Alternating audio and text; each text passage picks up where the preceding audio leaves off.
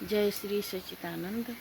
नारद जी जब तपस्या कर रहे थे तो इंद्र भगवान ने बहुत अप्सराओं को भेज दिए थे कि नाच गान करके और नारद जी के तपस्या भंग कर दो।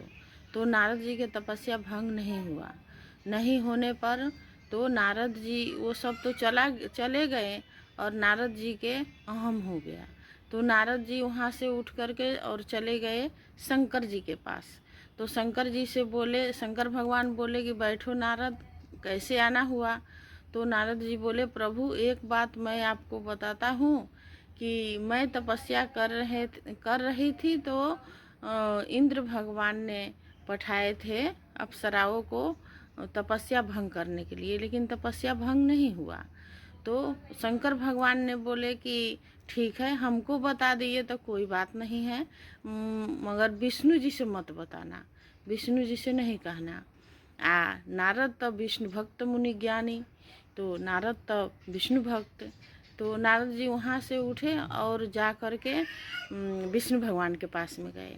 तो विष्णु भगवान से बोले कि प्रभु ऐसे ऐसे इंद्र ने अप्सराओं को भेजे थे मेरे तपस्या भंग करने के लिए, लेकिन मेरा तपस्या भंग नहीं हुआ। तो तपस्या भंग नहीं हुआ तो मैं तो सब जीत लिए कह करके। तो मैं तो बहुत बड़ा तपस्वी हूँ और मैं बहुत बड़ा भक्त हूँ भगवान के। तो विष्णु भगवान कहे अच्छा ठीक है। तो विष्णु भगवान अपने भक्त के अंदर अहम नहीं रहने देते हैं, अहम को तुरंत निकाल देते हैं। तो विष्णु भगवान ने सोचा कि मेरे भक्त के अंदर में अहंकार हो गए, तो ये अहंकार अब दूर करो। तो जब वही वहाँ से निकले थे नारद जी, तो आगे देखे तो अब माया से माया के नगरी बन गए। माया के नगरी, माया के राजा, माया के रानी, माया के राजकुमारी। तो वहीं पर नारद जी ठहर गए। वहाँ पर आए राजा के मंत्री और बोले कि नारद जी कि मेरे पुत्री को हाथ देख दो कि कहाँ पर संबंध होगा। तो हाथ देखे तो बहुत राजयोग था। वो तो लक्ष्मी जी थी, माया के नगरी थी, तो माया के लक्ष्मी जी प्रकट हुई थी। अब नारद जी वहाँ पर मोहित हो गए कि इससे शादी हम करेंगे।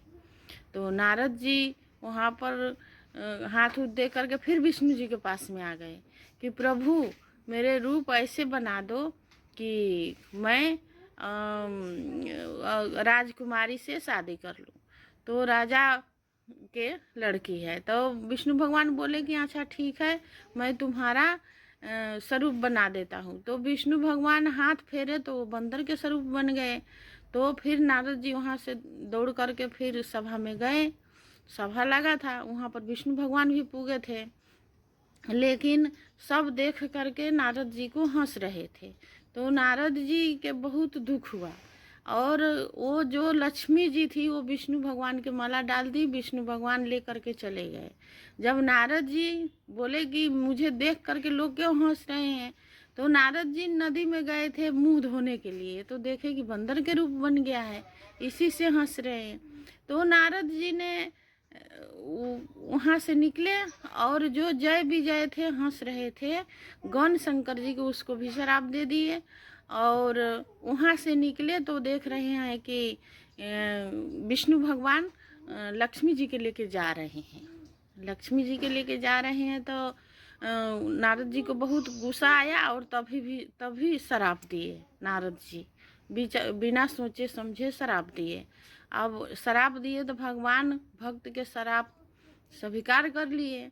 इसी से वो चौपाई है कि कारण कौन श्राप मुनि दीन्हा काव, अपराध रमापति किन्हा, यह प्रसंग मोहि कहूँ मुरारी, मुनि मन मुँह रज बड़ा भारी।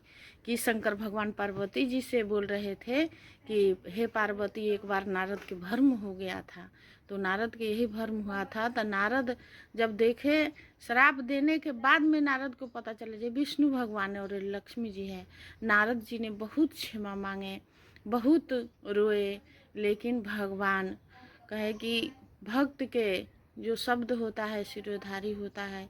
मैं नारद तुमको अहम हटाने के लिए मैंने ये माया के नगरी, माया के लक्ष्मी, माया के राजा, माया के रानी ये सब बनाई थी कि मेरे भक्त के पास में अहम न रहे। भक्ति में अहम अच्छा नहीं होता है।